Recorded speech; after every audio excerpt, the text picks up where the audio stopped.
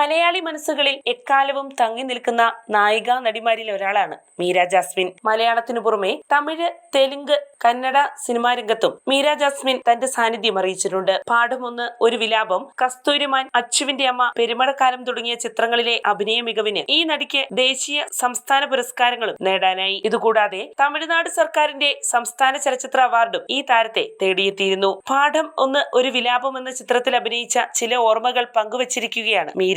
പാഠം 1, ഒരു വിലാപം എന്ന സിനിമയിലെ ഷാഹിന എന്ന കഥാപാത്രം നെഞ്ചു കീറുന്ന ഒരു അനുഭവമാണ്. 15 വയസ്സുകാരിയായ മുസ്ലിം പെൺകുട്ടിയുടെ വേഷം ചെയ്യുമ്പോൾ എന്റെ പ്രായം 20 ആയിരുന്നു. ഒടുവിൽ അതിന് സംസ്ഥാന അവാർഡും ദേശീയ അവാർഡും ലഭിച്ചതുമൊക്കെ എന്നെ സംബന്ധിച്ചിടത്തോളം സ്വപ്ന സമാനമായ നേട്ടമായിരുന്നു, മീര ജാസ്മിൻ പറയുന്നു. എന്റെ സിനിമാ ജീവിതത്തിൽ ത്രില്ലടിപ്പിച്ചതും അഭിമാനമുണ്ടാക്കിയതുമായ ഒരു കാര്യം മുൻ ഇന്ത്യൻ പ്രസിഡന്റായ അബ്ദുൽ കലാം സാറിൽ നിന്നും ദേശീയ പുരസ്കാരം ഏറ്റുവാങ്ങാൻ കഴിഞ്ഞുവെന്നതാണ്, മീര ജാസ്മിൻ കൂട്ടിച്ചേർത്തു.